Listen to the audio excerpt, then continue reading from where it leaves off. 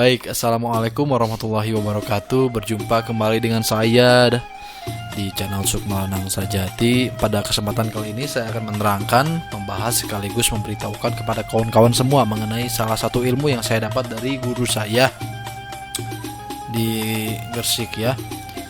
Tepatnya ilmu ini saya dapat sekitar tahun 2017. Pada saat itu saya mengenal beliau lewat media sosial, kemudian saya sempat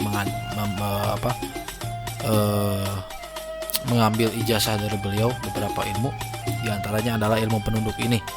Seperti biasanya, sebelum ilmu ini saya coba, saya uji coba, saya tes, saya jajal di lapangan, saya tidak akan pernah mengeluarkan ilmu apapun ilmunya dari siapapun ilmunya. Sebelum saya merasakan khasiatnya, sebelum saya merasakan manfaatnya, saya pantang untuk memaharkan atau mengajarkan ilmu tersebut kepada orang lain ya, khususnya kepada murid-murid saya. Nah, jadi ilmu ini saya dapat pada tahun 2017 kurang lebih, sebelum Padepokan Sukma Lanang Sajati berdiri. Pada saat itu saya masih minder dalam artian mau mendirikan padepokan, tapi saya tidak tahu kapasitas seorang guru besar itu sejauh mana dan sejauh apa, serta adakah kriteria atau adakah syarat untuk menjadi seorang guru besar atau untuk mendirikan padepokan. Seiring berjalannya waktu saya terus belajar dan belajar. Banyak keilmuan yang saya ambil dari beberapa guru saya. Yang jelas guru saya jarang banget yang memiliki padepokan. Mungkin ada beberapa yang memiliki padepokan, tapi memang mayoritas ilmu-ilmu yang saya mahari dari guru-guru saya, dan rata-rata ilmu yang saya mahari dari guru saya mujis bukan murabi, mujis itu kita mengambil ijazah kepada orang lain, meskipun orang yang tidak membimbing itu sudah termasuk guru, namun gurunya hanya sebatas mujis atau pengijazah, bukan pembimbing, bukan murabi, bukan pula mursid, bukan pula muadib ya.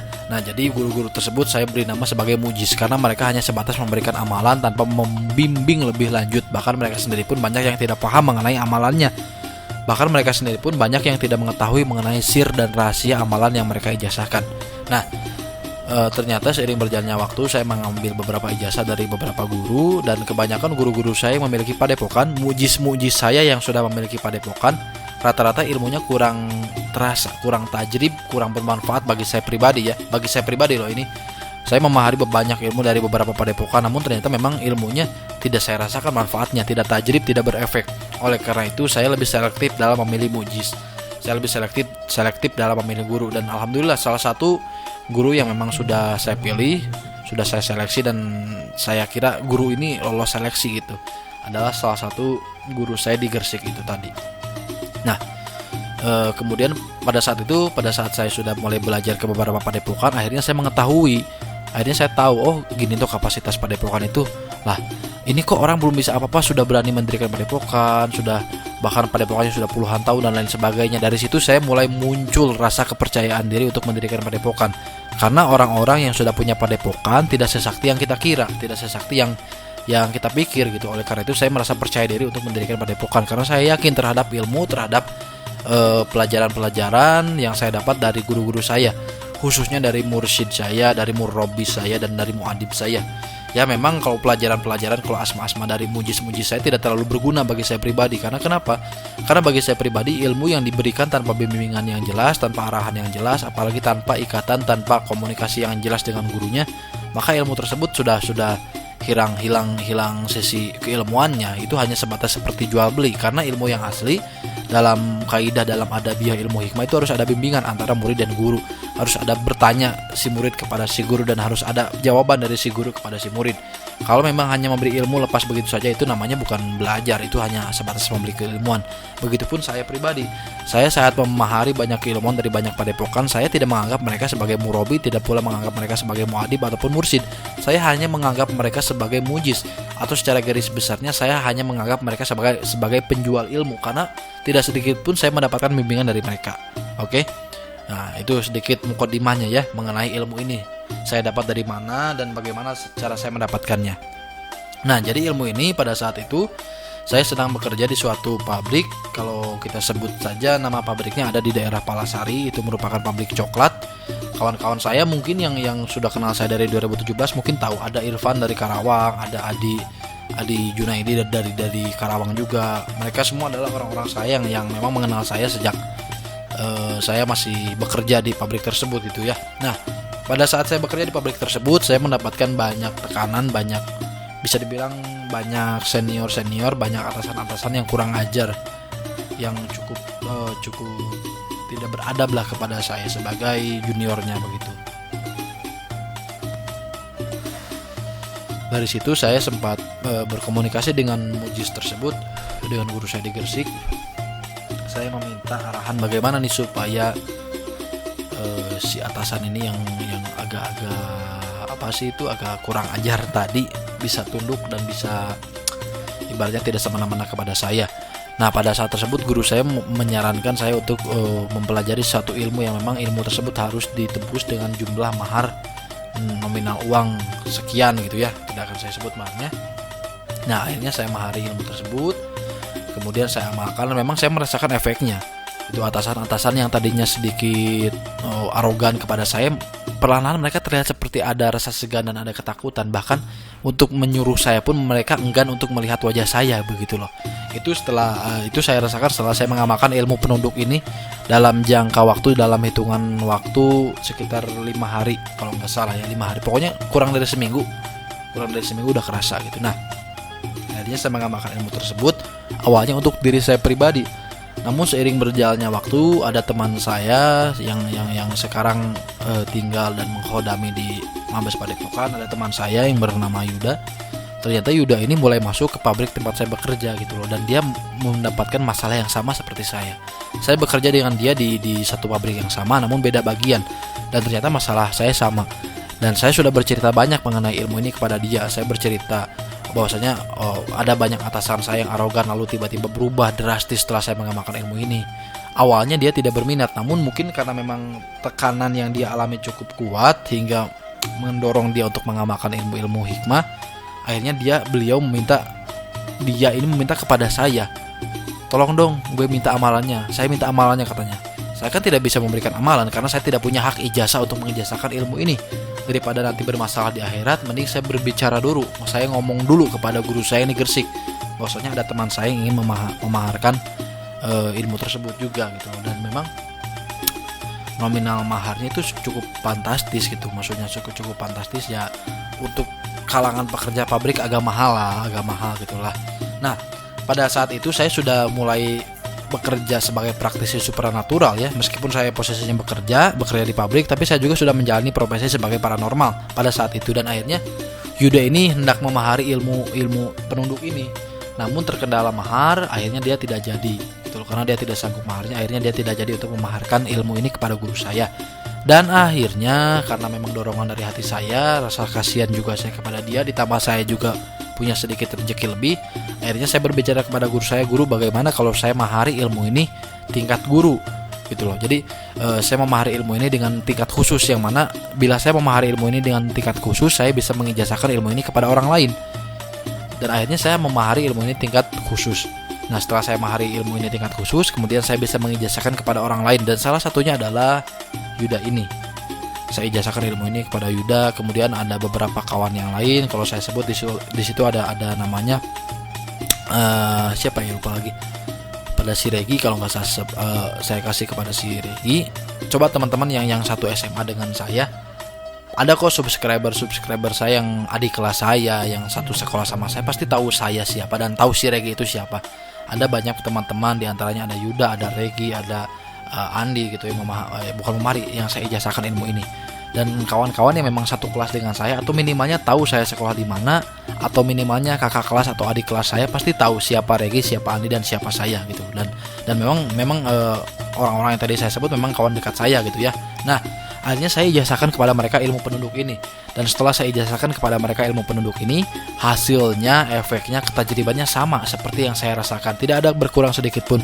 Kurang dari 7 hari, si target atau si atasannya yang cukup galak, cukup arogan itu tiba-tiba baik. Ada yang jadi segan, ada yang malah jadi takut gitu loh. Ada yang seperti itu. Intinya menundukkan atasan dengan berbagai macam efek atau jenis ketundukannya bagaimana itu Allahu a'lam. Karena pada saat proses mengamalkan ilmu ini, si atasannya bisa tunduk karena takut, bisa tunduk karena segan, bisa tunduk karena kasihan, bisa tunduk karena sayang, atau malah bisa tunduk karena suka gitu loh.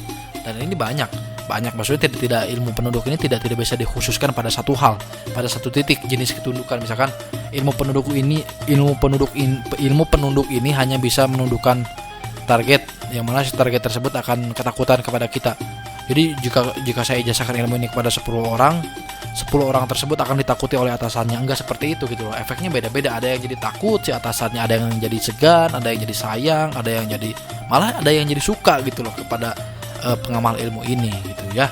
Nah, akhirnya setelah saya ijazahkan ilmu ini, karena memang bentuknya saya tulis di suatu buku, dan buku ini sempat hilang karena saya tidak terlalu fokus mengurusi atau mengamalkan ilmu-ilmu seperti ini sejak saya mengenal banyak kitab ilmu hikmah kuno gitu ya. Nah, saya sedikit lupa tuh buku tempat saya menulis amalan ini dan beberapa amalan lainnya yang saya dapat dari guru saya. Banyak ya mujis-mujis tersebut, mujis-mujis saya yang mengijazahkan ilmu-ilmu seperti ilmu penunduk. Itu banyak gitu, bukan cuma satu, dan semuanya ilmu-ilmu yang saya dapat dari mujis-mujis tersebut saya tulis di dalam satu buku. Dan buku itu sempat hilang sekitar 2 tahun kalau nggak salah, sehingga pada saat saya akan pindah, mungkin kawan-kawan tahu ya, di mana Mabes yang lama itu letaknya di Jelekong, kemudian Mabes yang baru itu letaknya di perumahan Bumi Siliwangi. Nah, saat saya mau pindah nih, ceritanya mau pindah dari Jelekong ke Mabes yang baru, ke markas yang baru, ke padepokan yang baru, ke rumah yang baru lah kasarnya. Saya mau pindah tuh. Nah, akhirnya buku tadi saya temukan buku tersebut gitu loh. Nah, dari situ saya mulai mengembangkan, mulai mengeluarkan ilmu-ilmu dari buku tersebut yang memang sudah saya rasakan. Dan salah satu ilmu dari buku tersebut ada namanya ilmu penunduk. Nah, ilmu penunduk ini berisi tersusun dari bahasa Arab. Ini kalimatnya sangat pendek. Ini kalimatnya kalau kita panjang, kalau kita ukur ini bisa jadi 1/4 dari kalimat Bismillahirrohmanirrohim. 1/4. Itu kalimatnya sangat pendek banget gitu loh. Ini hanya terdiri dari 3 kata dan ini sangat pendek banget. Dan ini sangat mudah dihafal. Bahkan saya pun hanya jarak beberapa kali membaca, saya sudah hafal asma ini. Tata cara pengamalan asmanya seperti apa? Pengamalan asma ini sangatlah mudah, berbeda dengan asma-asma tingkat tinggi seperti Kosam, asma Balam, itu kan panjang-panjang ya. Nah, kalau asma ini sedikit berbeda karena memang basicnya bukan dari ilmu hikmah kuno, bukan dari kitab kuno ya. Nah, amalan ini dibaca sebanyak 1255 kali. Nah, ini dipuasai 1 hari, riadonya 1 hari. Setelah riado berpuasa 1 hari, maka ilmunya siap digunakan. Nah, proses penggunaan ilmu ini ada yang dicuci muka, jadi asmanya dibacakan ke air, kemudian airnya digunakan untuk cuci muka, untuk mandi dan untuk minum. Ada juga yang secara khusus airnya kita bacakan asma, dan air tersebut, air yang sudah di asma tadi diminumkan oleh target, harus diminum oleh target. Misalkan atasan kita yang arogan mau main ke rumah kita, maka sebelum dia datang kita buatkan dulu air, kita asma dulu air tersebut dan biarkan airnya diminum oleh atasan kita saat atasan kita datang ke rumah kita. Itu tata cara penggunaan ilmunya. Jadi ada 2 cara, ada yang untuk umum, ada yang untuk khusus. Begitu. Nah, proses pengamalan ilmu ini mudah, riadonya pun cuma sehari, puasanya pun cuma sehari, dan ilmunya siap digunakan ya.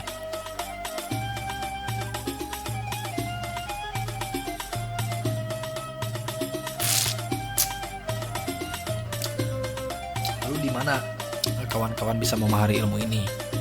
Nah, ilmu ini saya simpan di blog Spells of Nusantara.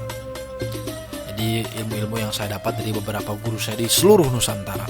Yang jelas guru-guru yang sudah lolos seleksi lah. Guru-guru yang abal-abal itu nggak saya simpan ilmunya, nggak, bahkan saya buang jauh-jauh ilmunya.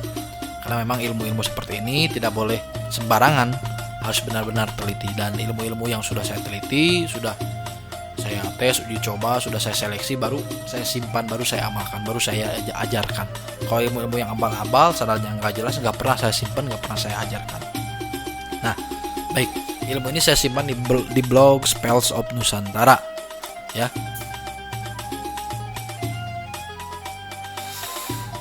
Keterangan lebih lanjut mengenai ilmu ini bisa kawan-kawan cek di blog tersebut ya. Baik, apabila Apabila memang ada pertanyaan mengenai ilmu ini bisa disampaikan kepada saya lewat WhatsApp. Namun mohon maaf sekali karena memang chat yang masuk kepada saya ribuan dalam satu hari. Mungkin untuk kawan-kawan yang belum satu kotak dengan saya, kontaknya, nomor handphonenya belum saya save, mungkin agak sedikit lama saya membalasnya. Karena saya perlu membalas satu persatu chat yang masuk ke WhatsApp saya ya. Baik. Tadi sekian penjelasan ilmu penunduk ini yang saya dapat dari Gresik. Semoga ilmu ini bermanfaat bagi para pengamalnya, dan semoga kawan-kawan semua yang memang membutuhkan ilmu ini dimudahkan oleh Allah Ta'ala untuk memiliki ilmu ini, dimudahkan jalannya, dimudahkan rezekinya agar bisa memiliki ilmu ini. Sekian dari saya, Said Kusuma. Pada video ini saya mempersembahkan ilmu penunduk yang sanadnya dari Gresik, Jawa Timur. Jawa Timur ya Gresik ya? Dari Gresik, Jawa Timur. Sekian, wassalamualaikum warahmatullahi wabarakatuh.